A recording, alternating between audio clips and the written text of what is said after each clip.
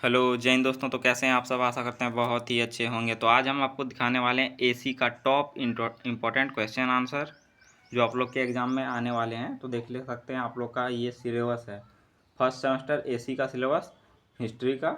जो अगर आप लोग का एसी हिस्ट्री है तो यह वीडियो आपके लिए है, बहुत इंपॉर्टेंट होने वाला। देख लीजिए आप लोग का जो सिलेबस है यहाँ है, और ऐसे क्वेश्चन बताने वाले हैं जो आप लोग के एग्ज़ाम में आएगा। तो देख सकते हैं कोर्स कंटेंट, यही आप लोग का सिलेबस है जो 6 पार्ट में डिवाइड है, यानी 6 यूनिट में आप देख सकते हैं।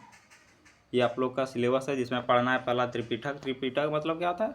बौद्ध धर्म में त्रिपिटक का अर्थ हुआ है 3 टोकरियाँ। 3 टोकरियाँ जिसमें सुत्त पिटक, विनय पिटक और 3 पिटक। तीनों ग्रंथ को कहा जाता है। एक होता है सुत्त पिटक, दूसरा होता है विनय पिटक और एक होता है और तीसरा होता है अभिधम्म पिटक। ये 3 पिटक होते हैं। और दूसरा जो यूनिट है उसमें पढ़ना है पाली साहित्य, इसमें पढ़ना है मिलिंद पन्हा तथा महावस्तु। ये आप लोग का यूनिट 2 का सिलेबस है। और यूनिट 3 बौद्ध धर्म से संबंधित अशोक के अभिलेख, यूनिट 3 में पढ़ना है। और यूनिट 4 में पढ़ना है चीनी तीर्थयात्रियों के वृत्तांत, यानी चीनी तीर्थयात्री जो भी आए थे, जैसे कि हेवेन संग आए थे और इम्तहान आए थे, इंतसिंग आए थे, फाहियान आए थे, ये सब जो आए थे उन सब के द्वारा क्या क्या बौद्ध धर्म के विषय में बताया गया है।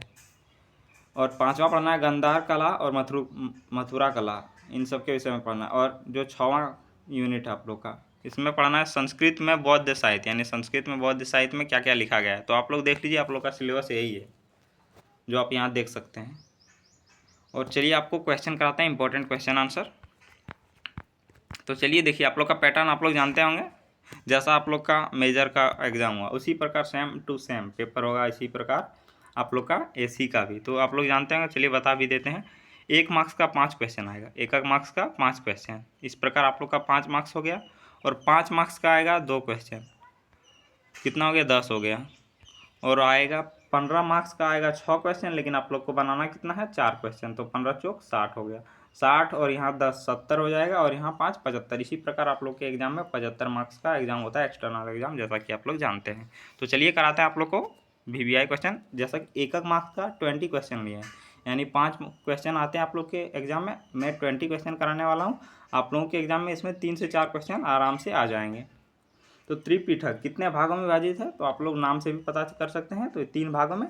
तो आप लोग को जैसा कि बताएं, सूत्र पिटक, विनय पिटक और अभिधम्म पिटक। आप लोग याद रखिएगा, त्रिपिटक मतलब क्या होता है? 3 टोकरियां। और त्रिपिटक कौन कौन है पूछ लिया जाए तो सूत्र पिटक, अभिधम्म पिटक और विनय पिटक, जो यहाँ दूसरा नंबर क्वेश्चन भी है।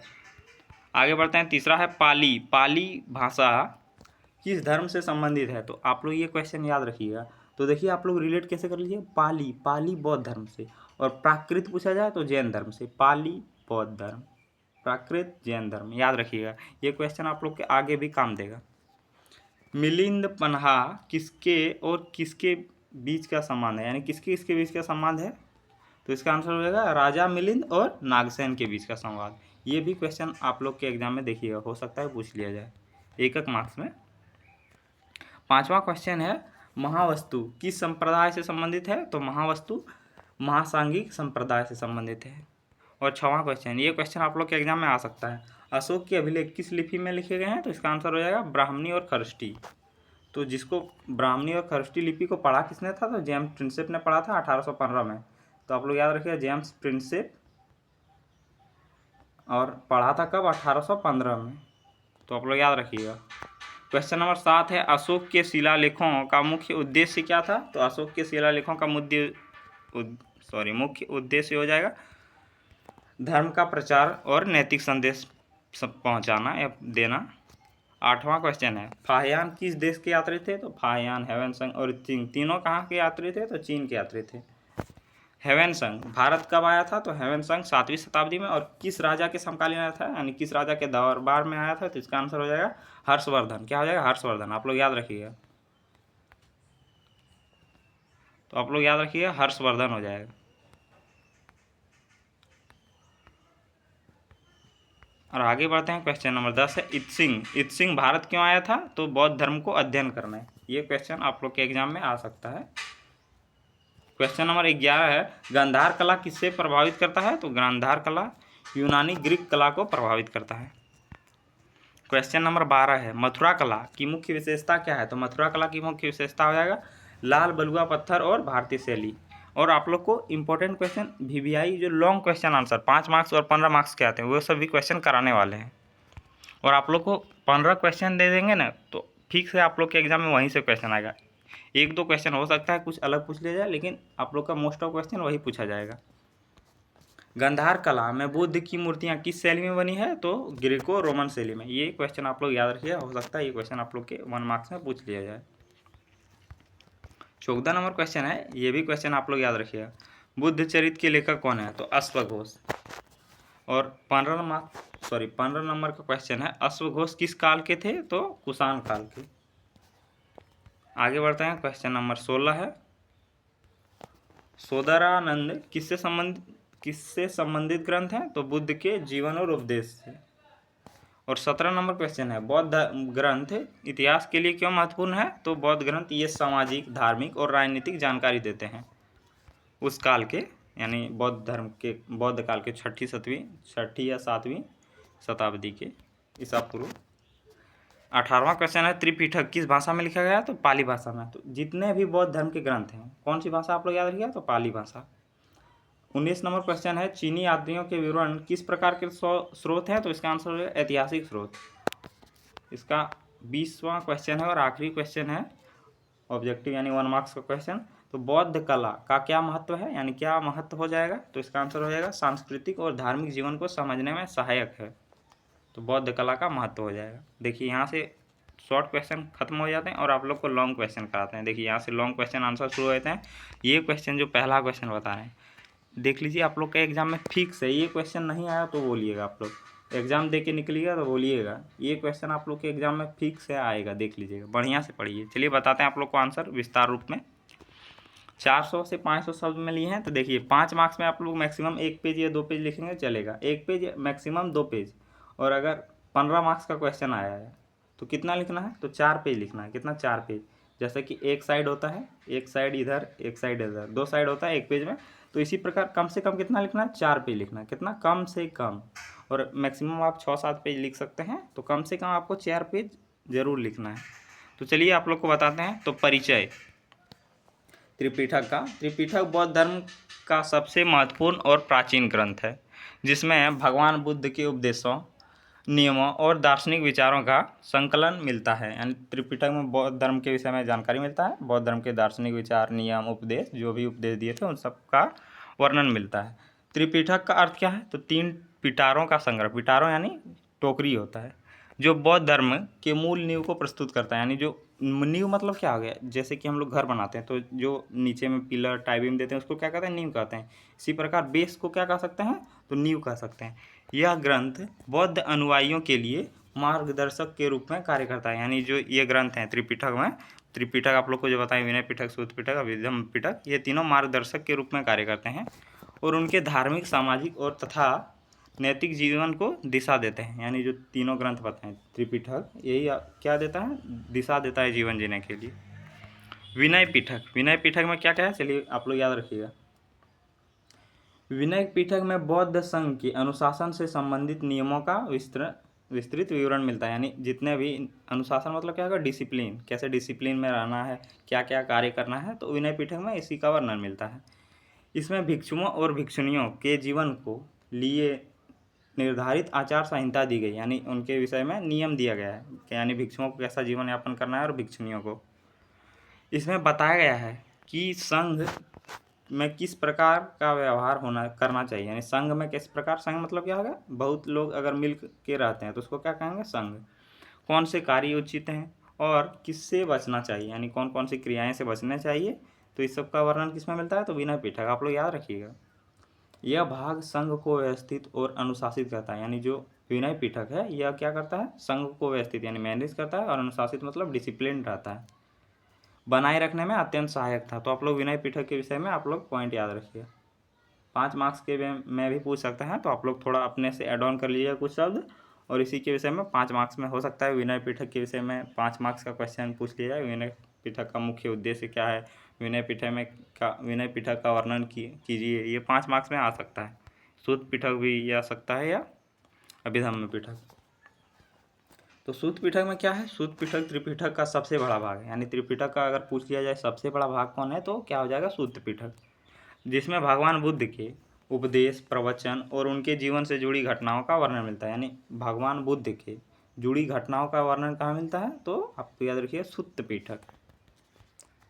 इसमें नैतिक, धर्म, जीवन के उद्देश्य और मोक्ष मार्ग को सरल भाषा में समझाया गया। यानी मोक्ष मतलब क्या हो गया? जो हम लोग बार बार जन्म लेते हैं, मृत्यु लेते हैं, ऐसा माना जाता है कि व्यक्ति का हर बार जन्म होता है, हर बार मृत्यु होता है, और जब तक इस प्रक्रिया से मुक्त ना हो जाए, तो इसी जो प्रक्रिया से मुक्त होने की प्रक्रिया को क्या कहते हैं? यानी जीवन और मरण चक्र से मुक्ति को ही क्या कहलाता है? तो मोक्ष कहलाता है।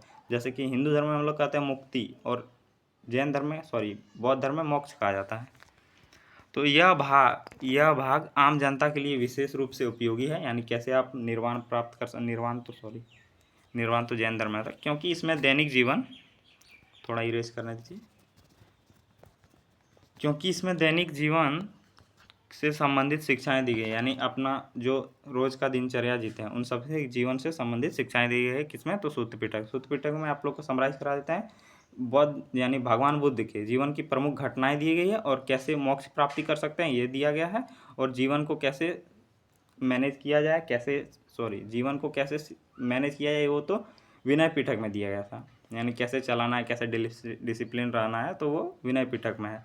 इसमें दैनिक जीवन से संबंधित शिक्षाएं दी गई है। किसमें? सूत्र पिटक में। और अभिधम्म पिटक की बात करते हैं, तो अभिधम्म पिटक में क्या दिया गया है? अभिधम्म पिटक में दिया गया, अभिधम्म पिटक बौद्ध दर्शन का सबसे गूढ़ और दार्शनिक भाग है। गूढ़ मतलब यानी कह सकते हैं सबसे गहरा और दार्शनिक भाग है। इसमें मन, चेतना, भावनाओं और मानसिक प्रक्रियाओं का गहन विश्लेषण किया गया है।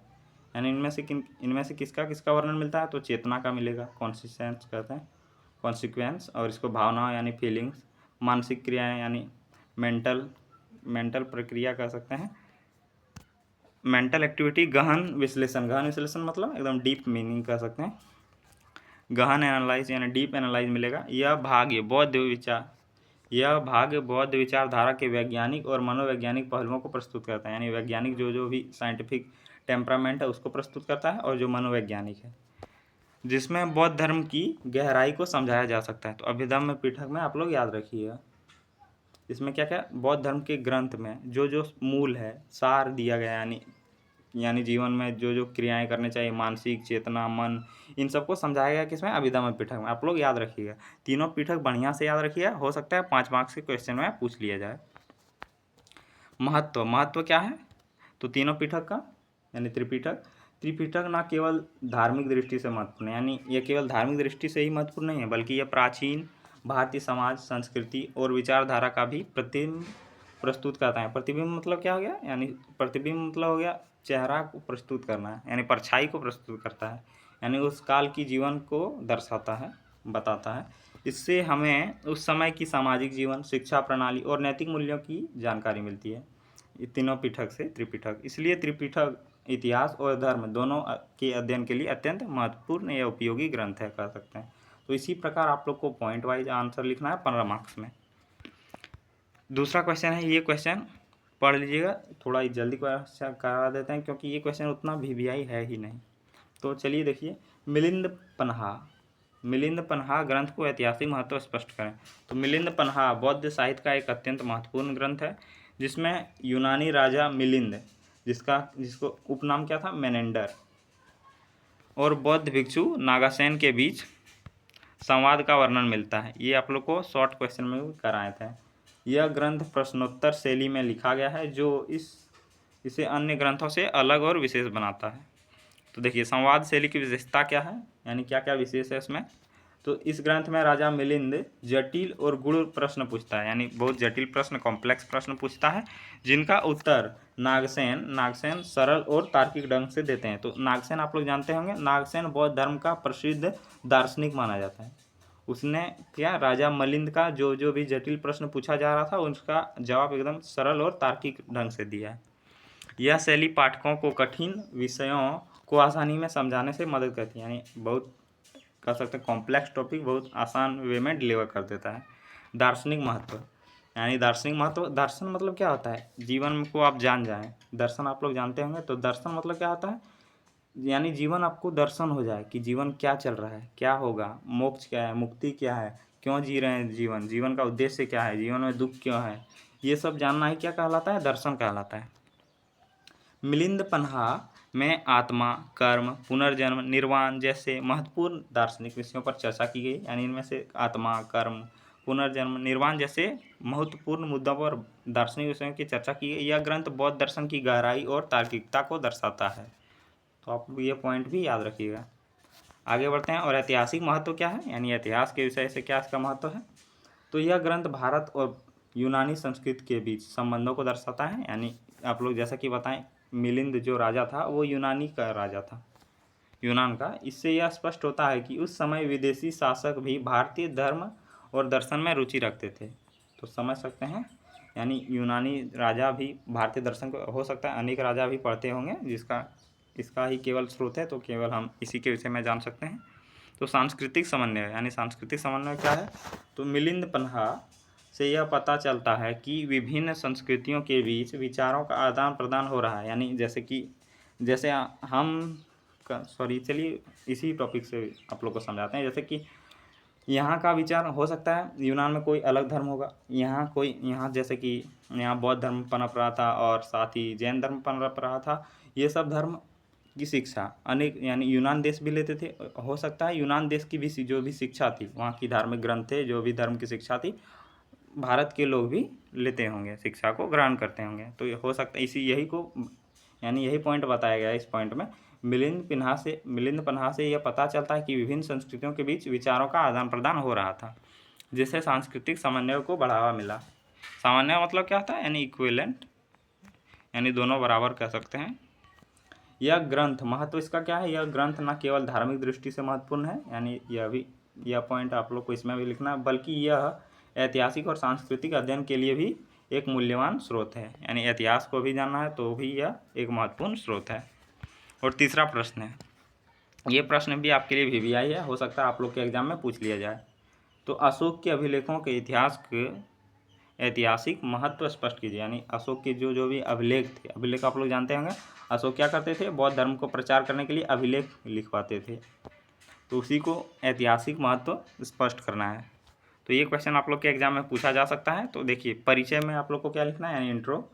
सम्राट अशोक के अभिलेख प्राचीन भारतीय इतिहास के सबसे विश्वसनीय और महत्वपूर्ण स्रोतों में से एक है। तो ये आप लोग इजीली समझ भी होंगे। ये अभिलेख पत्थरों और स्तंभों पर खुदवाए गए थे, जिन्हें शिलालेख और स्तंभलेख कहा जाता था। और अगला पॉइंट है धर्म का प्रचार, यानी जो शिलालेख स्तंभलेख लिखे जाते थे, इसी से धर्म का प्रचार होता था। अशोक ने इन अभिलेखों के माध्यम से धम्म का प्रचार किया, जिनमें अहिंसा मतलब जो भी आप लोग देखते हैं फिल्म में मार काट, वो सब नहीं करना, दया, सत्य और नैतिकता पर जोर दिया गया है। यह उसकी धार्मिक नीति को दर्शाता है। और प्रशासनिक जानकारी, इन अभिलेखों में हमें मौर्य साम्राज्य की प्रशासनिक व्यवस्था, कानून और शासन प्रणाली के बारे में महत्वपूर्ण जानकारी मिलता है। तो स्तंभलेख से हमको प्रशासनिक जानकारी भी मिलता है। तो आप लोग जानते होंगे मौर्य साम्राज्य के संस्थापक थे चंद्रगुप्त मौर्य, उसके बाद हुए थे बिंदुसार, उसके बाद उसका बेटा हुआ था अशोक। तो आप लोग याद रख लीजिएगा, क्रम हो सकता है पूछ लिया जाए। भाषा और लिपि, अशोक के अभिलेख ब्राह्मणी और खरोष्ठी लिपियों में लिखे गए थे। तो ये आप लोग को बताएं। इससे उस समय की भाषा और लिपि के विकास का ज्ञान मिलता है। भौगोलिक जानकारी क्या क्या मिलता है, यानी भौगोलिक मतलब यानी किस किस क्षेत्र में डिवाइड था, यानी कौन सा क्षेत्र मौर्य साम्राज्य का था, इन सब के विषय में जानकारी मिलता है। अभिलेखों के स्थानों से मौर्य साम्राज्य की सीमाओं और विस्तार का पता चलता है, जैसा कि आप लोग को बताएं। इसका महत्व क्या है, तो महत्व हो जाएगा, ये अभिलेख इतिहास के लिए अत्यंत विश्वसनीय स्रोत हैं और अशोक के व्यक्तित्व तथा उसकी नीतियों को समझने में महत्वपूर्ण भूमिका निभाते हैं। यानी जो अभिलेख लिखे गए तो इनसे हम क्या क्या समझ सकते हैं, अशोक के व्यक्तित्व, यानी अशोक कैसा था, उन सब के विषय में समझ सकते हैं, और उसकी क्या क्या नीति थी, उन सबको समझने में महत्वपूर्ण भूमिका निभाता है। और चौथा क्वेश्चन है, चीनी यात्रियों के विवरण का महत्व समझाइए, यानी बताइए। तो परिचय, फायान, हेवेनसंग और त्सिंग जैसे चीनी यात्रियों ने भारत का यात्रा की और अपने अनुभवों को लिखा, उनके विवरण इतिहास के महत्वपूर्ण स्रोत माने जाते हैं। यानी जो यात्री थे ये तीनों, फायान, हेवेनसंग और त्सिंग, इन्होंने तीनों ने क्या लिख दिया था, अपना किताब लिखा था, जैसे आप लोग जानते भी होंगे। और देखिए यहाँ धार्मिक जानकारी, यानी जो तीनों ने अपने किताब लिखा यानी बुक लिखा, उन सबसे क्या क्या जानकारी मिलती है, तो धार्मिक जानकारी मिलती है, जिसमें उन्होंने बौद्ध धर्म की स्थिति लिखी यानी बौद्ध धर्म की क्या स्थिति थी उन समय पर, मठों, मंदिरों और धार्मिक गतिविधियों का वर्णन किया। इसमें बौद्ध धर्म के विकास की जानकारी मिलती है।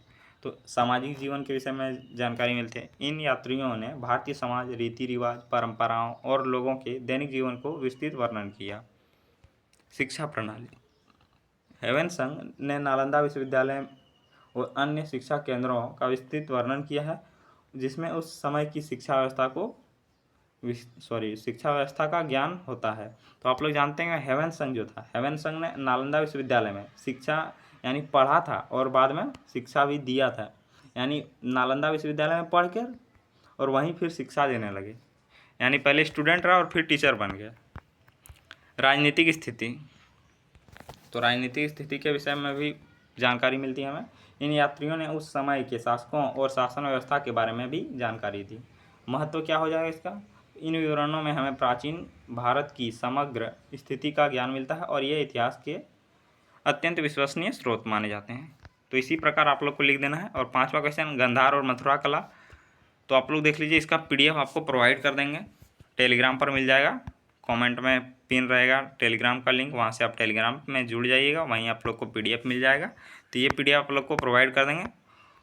तो मिलते हैं अगले वीडियो में। जय हिंद। ये देख सकते हैं, यहीं तक प्रश्न था।